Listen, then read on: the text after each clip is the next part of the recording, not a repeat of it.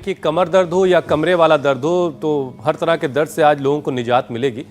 लेकिन हमें ये लग रहा था स्वामी जी पिछले 3 सालों से ज़्यादा वक्त गुजर चुका है, हमें लग रहा था कि हम लोगों का आपका काम आसान कर रहे हैं, आपकी बातों को लोगों तक पहुंचा करके लोगों की बीमारियों का अंत कर रहे हैं, लोगों को उनकी समस्याओं का समाधान दे रहे हैं। लेकिन स्वामी जी काम बढ़ता ही चला जा रहा है। सिडनी यूनिवर्सिटी की एक ताज़ा स्टडी आई है, वो ये बताती है कि अगले 25 से 26 साल में दुनिया में 84 करोड़ से ज़्यादा लोग जो हैं वो बैक पेन से जूझ रहे होंगे और पूरे शरीर का जो बोझ उठाती है हमारी रीढ़ की हड्डी वो लोगों की कमज़ोर पड़ रही है।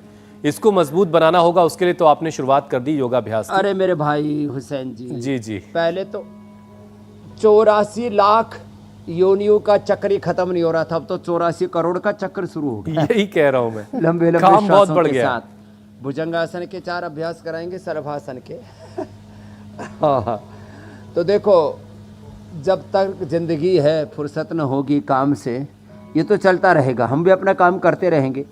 अच्छा, इसमें जो थोड़े पुरुषार्थी लोग हैं वो हमारी बात मानेंगे। कुछ लोग क्या सोचते हैं, अरे पेन किलर खा लेंगे, स्टीरॉयड ले लेंगे, बायोलॉजिकल लगा लेंगे, ज़्यादा गड़बड़ी होगी तो ऑपरेशन करवा लेंगे।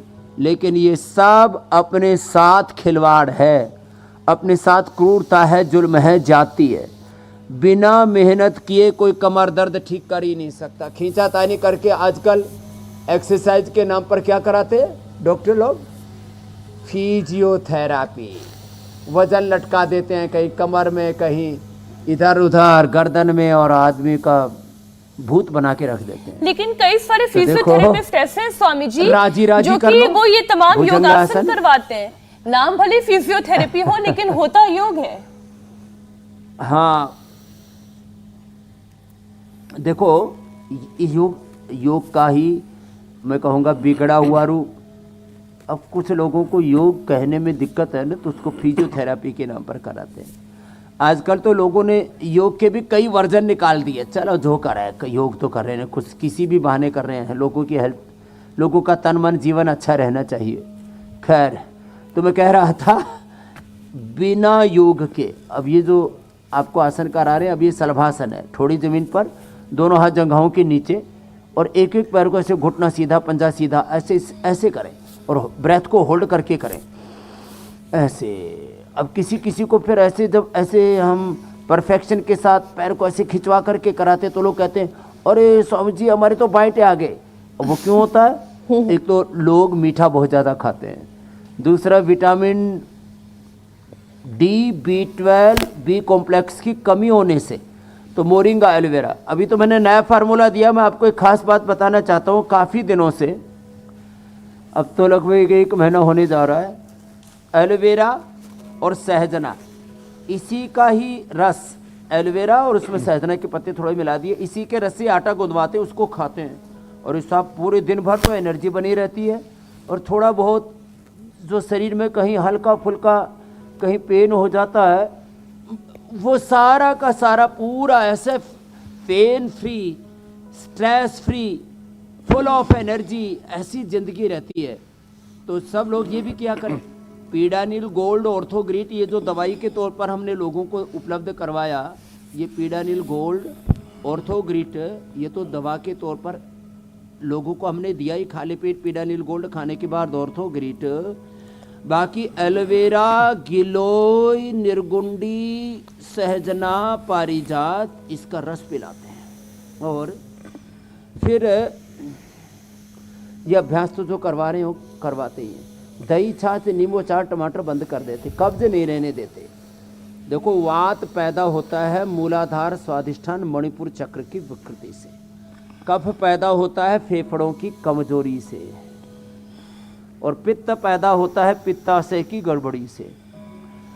वात के लिए बस्ती, आंतरिक बस्ती देते हैं पीडानिल क्वाथ से, पीड़ांतक क्वाथ से, 10 मूल क्वाथ से, अरंड के मूल से, उसमें अरंड का तेल भी डालते हैं। और ये जो हम एलोवेरा बोलते हैं, निर्गुंडी, और ये जो पत्ते रखे हुए ना यहाँ, इसकी पोटली भी बना करके इससे मसाज भी कराते हैं और इनकी बस्ती भी दे देते हैं। तो इसमें अमरबील है, सहजना है, निर्गुंडी है, आखा है, धतूरा है, इसकी पोटली बनाते हैं और इसकी बस्ती भी दे सकते हैं, और इसके पानी से झाड़ भी सकते हैं। आंखें का पानी पीना मत भाई। हाँ, तो ये आराम आराम से इतना कर लिया। स्वामी जी अब बस्ती वात देखिए रोगों ना। के लिए, नशे कफ रोगों के लिए आज नशे के बारे में बता रहे थे। और स्वामी जी पित्त रोगों शुरुआत के लिए में हमने ये डिस्कस सर्वश्रेष्ठ किया है मेरी बहन, कि मीनाक्षी। कैसे खराब लाइफस्टाइल हमारी स्पाइन के खराब होने की वजह है। देश में 100 में से 80 लोग इस वक्त कमर दर्द की शिकायत से परेशान हैं। किसी को कमर में दर्द है, किसी को स्पाइन के आखिरी मणके में दर्द है, और एक्सपर्ट्स का मानना यह है कि स्पाइन प्रॉब्लम हार्ट अटैक से भी ज्यादा सीरियस है। तो ये हार्ट अटैक से ज्यादा सीरियस क्यों है, इसे थोड़ा आप समझाएं। और क्या ऐसा नहीं होना चाहिए कि देश में कोई नेशनल पॉलिसी बनाई जाए जिससे कि आपकी स्पाइन हेल्दी रहे, रीढ़ की हड्डी के सारी परेशानियां दूर हो सके? क्या क्या बदलाव करने चाहिए लाइफस्टाइल में? एक तो ना बचपन से ही मीनाक्षी जी स्कूल एजुकेशन में योग होना चाहिए। लोगों को बताना चाहिए कि आपके 33 जो वर्टिब्राज हैं स्पाइनल कोड के, इनका हेल्दी रहना आपकी पढ़ाई के लिए क्यों ज़रूरी है। जिनकी स्पाइनल कोड अच्छी नहीं होती वो बच्चे पढ़ाई ठीक से नहीं कर पाते। जो वो प्रोफेशनल्स अपना वर्क ठीक से परफॉर्म नहीं कर पाते। जिनकी रीढ़ की हड्डी कमज़ोर रहती है, उनका आधा ध्यान तो अपनी कमर में लगा रहता है। तो रीढ़ की हड्डी का दर्द ये बहुत ही ज़्यादा पेनफुल होता है। इसका सीधा असर ब्रेन पर होता है, क्योंकि जो हमारा सेंट्रल नर्वस सिस्टम है, पैराफेरल नर्वस सिस्टम है, इस दोनों के जो संचार का माध्यम है वो रीढ़ की हड्डी के दाएं बाएं होकर के जाता है। उसी को ईड़ा पिंगला कहते हैं और बीच की को सुषुम्ना कहते हैं। तो रीढ़ की हड्डी गड़बड़ होने से हम तो अभी मेरुदंड के लिए मरकटासन कर रहे हैं। पहले अभ्यास में घुटने पंजे पास में थे, एक तरफ पैर दूसरी तरफ ऐसे गर्दन, दूसरे में खोल दिए, एक घुटने पर घुटने, एड़ी पर एड़ी, पंजे पर पंजा, देखो ऐसे, और दूसरे में ऐसे खोल दिए, और तीसरे में पैर पूरा सीधे करके करेंगे। जो रीढ़ की हड्डी के अभ्यास चल रहे हैं इनको गौर से देखें, आज इसमें कोई कोताही ना बरतें। और जब ऐसे इन अभ्यासों को पहले स्लोली करना है, बाद में जिनकी रीढ़ की हड्डी पूरी जामई हो जाती है, एंक्लोजिंग स्प्लाइटिस होता है, बहुत ज़्यादा बैकएक होता है, तो ऐसे ऐसे ऐसे ऐसे करवाते हैं, ऐसे ऐसे थोड़ा फास्ट कराते हैं, ऐसे पहले धीरे धीरे बाद में तेज़ी से, ऐसे। तो इससे फ्लेक्सिबिलिटी इम्प्रूव हो जाती है ऐसे। और फिर आप देखो ये अभ्यास, ये आराम आराम से, फिर इसको भी फास्ट करवाएं। तो बचपन से ही हेल्थ एजुकेशन शिक्षा का अनिवार्य अंग होना चाहिए। Health and nutrition education, health education न होने से देश के लोग स्वस्थ नहीं रहेंगे। यदि स्वस्थ नहीं रहेंगे तो पैसे का सही उपयोग नहीं होगा। पैसा निर्माण के, सृजन के, विकास के कामों में, जीवन को खुशहाल बनाने में, देश को आगे बढ़ाने में लगना चाहिए। लीवर, किडनी, हार्ट, पेनक्रियाज खराब हो रहे, उसमें पैसा लग रहा है। ये इसमें जीडीपी तो बढ़ती है, इसमें मतलब पैसे का आदान प्रदान तो होता है, लेकिन सच्चे अर्थों में समृद्धि नहीं होती। देखो, बीमार होने से भी जीडीपी बढ़ती है, डॉक्टरों की, हॉस्पिटलों की और मेडिकल माफियाओं की, फार्मा कंपनियों की। सिगरेट पीने से भी जीडीपी बढ़ती है, शराब पीने से भी जीडीपी बढ़ती है, गवर्नमेंट को रेवेन्यू भी मिलता है।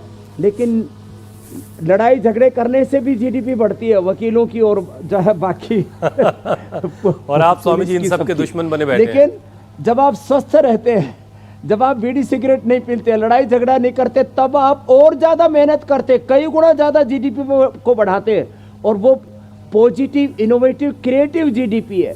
तो हेल्थ में इसका समावेश होना चाहिए कि एजुकेशन में हेल्थ का और उसमें न्यूट्रिशन का, नहीं तो फिर लोग कुछ का कुछ खाते पीते हैं, उठना बैठने का, सोने का, जागने का तरीका सही नहीं है। तो ये तो हेल्थ एजुकेशन, न्यूट्रिशन एजुकेशन, मैं तो कहता हूँ सोशल, पॉलिटिकल, रिलीजियस एजुकेशन, सभी तरह का पॉलिटिकल एजुकेशन भी तो इसको होना चाहिए। अभी कल परसों में देख रहा था, कुछ बेहुदे पॉलिटिशियंस ने कहा सनातन धर्म का खात्मा। इंडिया टीवी हर वक्त हर जगह डाउनलोड करने के लिए सर्च करें India TV news Google play store या ऐप स्टोर पर।